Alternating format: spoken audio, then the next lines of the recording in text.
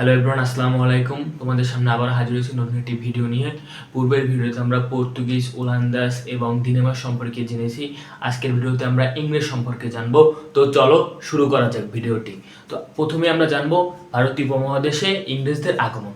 তো সালটা ছিল 1599 সাল। ইংরেজ কিছু বণিক ছিল, তারা চেয়েছিল যে উত্তর আমাশা অন্তরীপ এর পূর্ব দিক অর্থাৎ ভারতীয় উপমহাদেশে একচেটিয়াভাবে বাণিজ্য করার জন্য।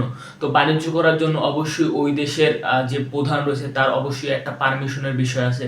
তো এই পারমিশন নেওয়ার জন্য তৎকালীন যে বণিকরা ভারতীয় উপমহাদেশে বাণিজ্য করতে এসে চেয়েছিল, তারা ইংল্যান্ডের যে প্রথম রানী এলিজাবেথ আছে তার কাছে যায় এবং তার কাছ থেকে অনুমতির জন্য যায়। তারপর কি হয়, এরই পরিপ্রেক্ষিতে 1600 খ্রিস্টাব্দের 31শে ডিসেম্বর ইংল্যান্ডের রানী প্রথম এলিজাবেথ তাদেরকে একটি সনদ প্রদান করে, অর্থাৎ ইস্ট ইন্ডিয়া কোম্পানিকে একটি সনদ প্রদান করে। যার ফলাফলে কি হয়, যখন তারা সনদ পায় তারা স্বাধীনভাবে ভারতীয় উপমহাদেশে বাণিজ্য করার একটি সুযোগ পায়।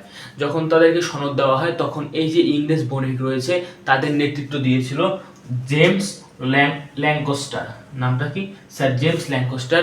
উনি 1601 সালে ভারতের অভিমুখে যাত্রা শুরু করে। কোন পথে যাত্রা শুরু করে? ওই যে গত লেকচারে আমরা পড়েছিলাম পর্তুগিজ নাবিক ভাস্কো দা গামা যেই পথ অনুসরণ করে ভারতীয় উপমহাদেশে ছিল, এই যে সেম তোমার ব্রিটিশ যে বণিক আছে তারাও সেম পথ অনুসরণ করে সনদ পাওয়ার পর 1601 খ্রিস্টাব্দে ভারতীয় উপমহাদেশ অভিমুখে যাত্রা শুরু করে। তো 1608 সালে তারা কি করে, ক্যাপ্টেন হকিংস উনি কি করে 1601 সালে ক্যাপ্টেন হকিংস জাহাঙ্গীরের যে আমাদের যে মুঘল সম্রাট জাহাঙ্গীর তার দরবারে আসে। আমরা জানি যে 1601 সালে তখন ভারতীয় উপমহাদেশ থেকে শুরু করে বাংলায় মুঘল শাসন চলতেছিল। তো 1601 সালে তখন মুঘল শাসক ছিল সম্রাট জাহাঙ্গীর। তো এখন যদি একজন লোক অন্য দেশ থেকে আমাদের দেশে বাণিজ্য করতে আসে, অবশ্যই তো আগে এসে আমাদের দেশের যে প্রধান ব্যক্তিবর্গ রয়েছে তাদের কাছ থেকে অনুমতি গ্রহণ করবে। যদি আমাদের দেশের প্রধান ব্যক্তিরা অনুমতি দেয় তাহলে তারা এদেশে বাণিজ্য করতে পারবে। তো তৎকালীন সময় যেহেতু মুঘলরা শাসন করেছিল, তো মুঘল সম্রাট ছিল জাহাঙ্গীর, যিনি সর্বময় ক্ষমতার অধিকারী। তো ইংরেজরা এসেছিল এই যে 1608 সালে ক্যাপ্টেন হকিংস ইংরেজদের পক্ষ থেকে সম্রাট জাহাঙ্গীরের দরবারে আসে এবং সম্রাট জাহাঙ্গীর তাদেরকে অনুমতি প্রদান করে ভারতীয় উপমহাদেশে বাণিজ্য করার জন্য। তো 1612 সালে তারা কি করে, যখন সম্রাট জাহাঙ্গীর তাদেরকে অনুমতি প্রদান করে তখন 1612 সালে তারা একটি বাণিজ্য কুঠি স্থাপন করে সর্বপ্রথম।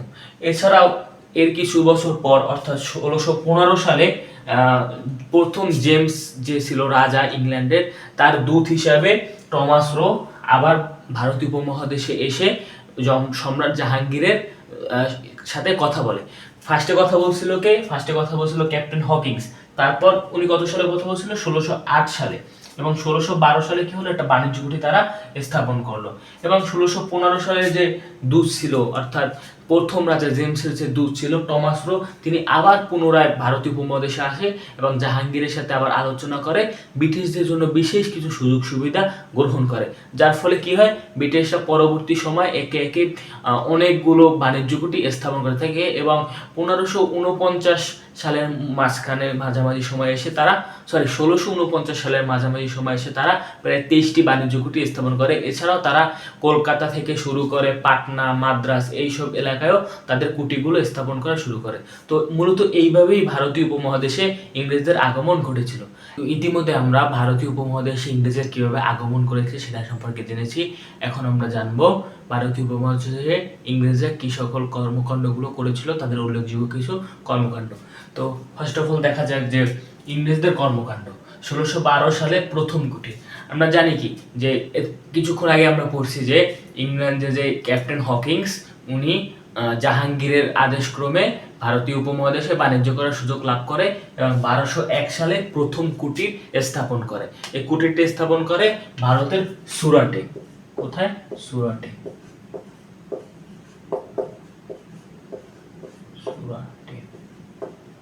তার মানে 1612 সালে তারা প্রথম ভারতের সুরাটে তাদের বাণিজ্য কুঠি স্থাপন করে। যেহেতু এটা সবার প্রথমে স্থাপন করে তাই এটা খুবই গুরুত্বপূর্ণ। এটা মনে রাখতে হবে, ভারতীয় উপমহাদেশে ভারতীয়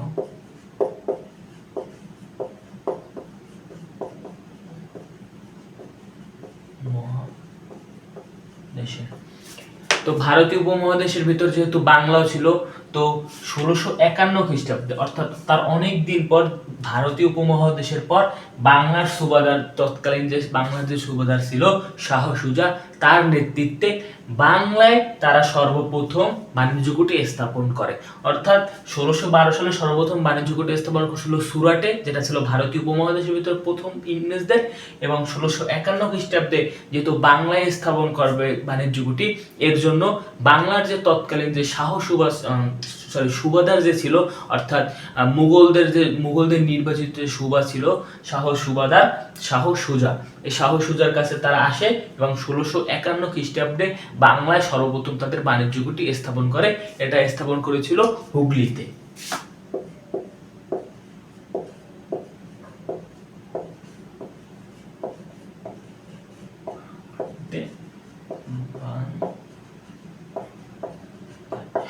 মানে এই দুটোর পার্থক্য আশা করি তোমরা বুঝতে পারছো। এরপর 1658 সালে কাশিম বাজারে, অর্থাৎ তাদের যে উল্লেখযোগ্য যে বাণিজ্য কুটিগুলো ছিল, এগুলো সম্পর্কে আমাদের ধারণা রাখতে হবে, কারণ এগুলো দিয়ে মাঝে মধ্যেই পরীক্ষাতে কোশ্চেন আসে। এরপর সবচেয়ে গুরুত্বপূর্ণ ঘটনা, ইংরেজদের সবচেয়ে গুরুত্বপূর্ণ যে ঘটনা, 1690 সালে একটা ঘটনা ঘটেছিল, অর্থাৎ কলকাতা নগরের গোড়াপত্তন। অর্থাৎ কলকাতা নগরীটা গড়ে উঠেছিল। তো কলকাতা নগরীটা কিভাবে গড়েছিল? তখন যে ইংরেজ ছিল জব চার্নক, তিনি ভাগীরথী নদীর তীরে কলকাতা নগরীর গোড়াপত্তন করে। অর্থাৎ ভাগীরথী নদীর তীরে কলকাতা অবস্থিত। তো এই যে জব চার্নক ছিল, তিনি 1200 টাকার বিনিময়ে কলকাতা, গোবিন্দপুর এবং সুতানুটি এই তিনটি গ্রামের সত্ত্ব সে মালিকানা কিনে নেয়। অর্থাৎ 1200 টাকার বিনিময়ে ভাগীরথী নদীর তীরে এই যে তিনটি গ্রাম, কলকাতা, গোবিন্দপুর এবং সুতানুটি, এই তিনটি গ্রাম বা এই তিনটি যে স্থান রয়েছে বা অঞ্চল রয়েছে, এগুলোকে তিনি কি করে 1200 টাকার বিনিময়ে এর সত্ত্ব কিনে নেয়, অর্থাৎ মালিকানা কিনে নেয়। এবং এই তিনটি জায়গার মিলিয়ে, অর্থাৎ এই তিনটি জায়গার সমন্বয়ে এই কলকাতা নগরীর গোড়াপত্তন হয়। অর্থাৎ কলকাতা, গোবিন্দপুর এবং সুতানুটি এই তিনটি জায়গার নাম একত্রিত করে কলকাতা নগরীর গোড়াপত্তন হয় 1690 খ্রিস্টাব্দে। এবং কে করেছিল? Job Charnock. আর কলকাতা নগরীটা অবস্থিত ছিল ভাগীরথী নদীর তীরে। এবং কত টাকার বিনিময়ে জব চার্নক কলকাতা নগরীর গোড়াপত্তন করেছে? 1200 টাকার বিনিময়ে। এটা খুবই গুরুত্বপূর্ণ। এটা দিয়ে মাঝে মধ্যেই খ নাম্বার অর্থাৎ 2 মার্কের কোশ্চেন গুলো আসে, যে কলকাতা নগরীর গোড়াপত্তন হয় কিভাবে, ব্যাখ্যা করো। তো তখন তোমরা তোমাদের মতো এভাবে সাজিয়ে লিখে দেবে। তো পরবর্তী সময় দেখা যায় 1690 সালে যখন কলকাতা নগরীর গোড়াপত্তন হয়েছিল, তার কিছুদিন পরে 17 সাল অর্থাৎ তার 10 বছর পর এই কলকাতা নগরীতে ইংরেজদের একটা দুর্গ নির্মাণ করে ইংরেজরা। এই দুর্গটা নির্মাণ করেছিল তৎকালীন যে তোমার বাংলার যে নবাব ছিল, অর্থাৎ সিরাজউদ্দৌলা। এই সিরাজউদ্দৌলার আদেশকে উপেক্ষা করে তারা কলকাতায় দুর্গ নির্মাণ করেছিল। কত সালে নির্মাণ করেছিল? 1700 সালে। কার নামে? রাজা তৃতীয় উইলিয়ামের নামে একটা দুর্গ নির্মাণ করে, যেটার নাম ছিল ফোর্ট উইলিয়াম দুর্গ। এবং যেহেতু এটা কলকাতা নগরীতে অবস্থান ছিল, যেহেতু কলকাতা ছিল একটা প্রাণকেন্দ্রের মতো, তো এই কলকাতা নগরীর যে ফোর্ট উইলিয়াম দুর্গ ছিল, এই দুর্গতেই পরবর্তীতে ইংরেজদের সকল কার্যক্রম পরিচালনা হতো। অর্থাৎ তাদের যে কুটিরগুলো ছিল সুরাটে, হুগলিতে, পাটনা, কাশিমবাজার, মাদ্রাজ, বোম্বে, এইসব জায়গায় যে তাদের যে তোমার বাণিজ্য কুটিরগুলো ছিল, এগুলো বলা যায় যে এগুলোর হেড অফিস ছিল এই ফোর্ট উইলিয়াম দুর্গ। এবং এই ফোর্ট উইলিয়াম দুর্গকে কেন্দ্র করেই তারা তাদের শাসন কার্যকে পরিচালনা করে এবং তাদের যে ইংরেজদের শক্তি আছে এটাকে আরো মজবুতভাবে তৈরি করে। তো ইংরেজদের কর্মকাণ্ডের ভিতরে এগুলো দেখলে আশা করি হয়ে যাবে। এর বাহির থেকে ওরকম কোশ্চেন আসে না, আর এর বাহিরের জিনিসগুলো অতটা ইম্পর্টেন্ট না।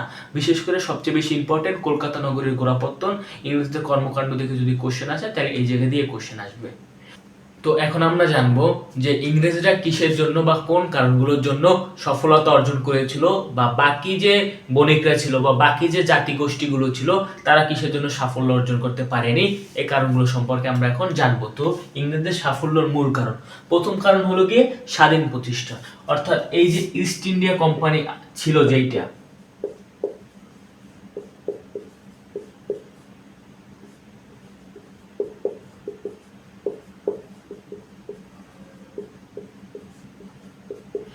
এই যে ইস্ট ইন্ডিয়া কোম্পানি ছিল, যেটা 1601 সালে গঠিত হয়েছিল, এই ইস্ট ইন্ডিয়া কোম্পানি ছিল একেবারে স্বাধীন একটি প্রতিষ্ঠান।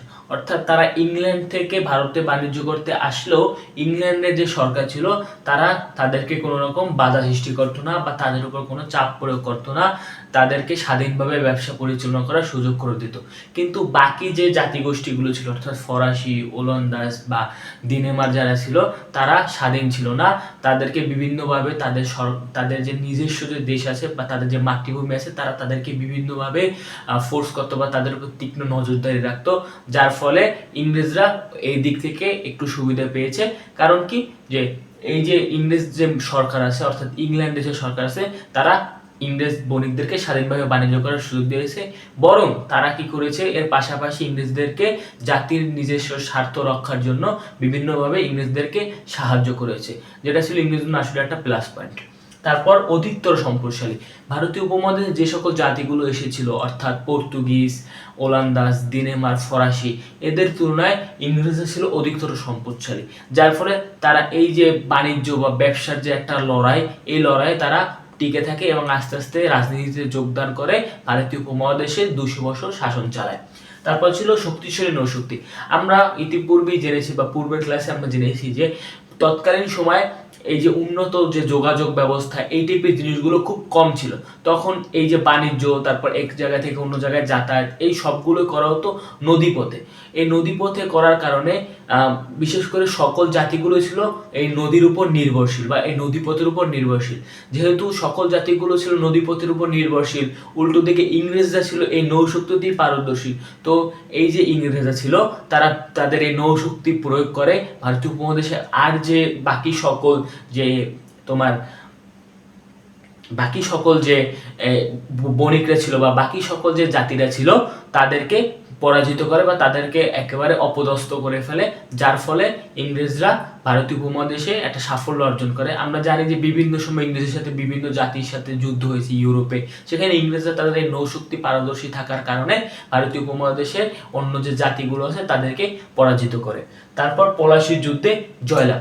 আমরা জানি যে 1757 সালের 23শে জুন ভাগীরথী নদীর পলাশীর প্রান্তরে বাংলার যে নবাব, শেষ নবাব সিরাজউদ্দৌলাকে ইংরেজরা হত্যা করে বা মেরে ফেলে, যার ফলে কি হয়, ভারতীয় উপমহাদেশে তখন কোনো আর শাসক ছিল না, যোগ্য শাসক ছিল না, ফলে ভারতের স্বাধীনতার সূর্য অস্তমিত হয়।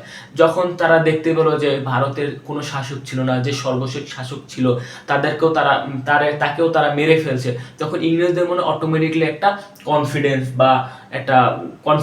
কনফিডেন্স বা মোটিভেশন বা অনুপ্রেরণা বিল্ড আপ হয় যে আমরা তো যে সর্ব ক্ষমতার অধিকারী বাংলার যে নবাব তাকেই পরাজিত করে দিয়েছি এবং এখন তো আর বাংলার শাসনভার দেখার মতো কেউ নেই, আমরাই বাংলাকে শাসনভার করব।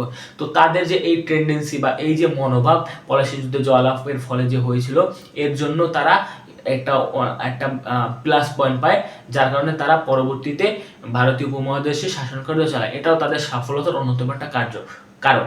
এবং একেবারে সর্বশেষ যে পয়েন্ট সেটা ছিল তাদের ছিল সুদক্ষ যোদ্ধা। সুদক্ষ যোদ্ধা বলতে কি বুঝেছে, মানে এমন যোদ্ধা যারা ছিল খুবই চৌকস এবং আধুনিক যে অস্ত্র, সে তৎকালীন সময় যে আধুনিক অস্ত্র ছিল সে সম্পর্কে তারা পারদর্শী ছিল, অবগত ছিল, কিভাবে চালাতে এগুলো সম্পর্কে তাদের খুব ভালো একটা জ্ঞান ছিল। এছাড়াও তারা নৌশক্তিতেও পারদর্শী, যেটা আমরা জানি।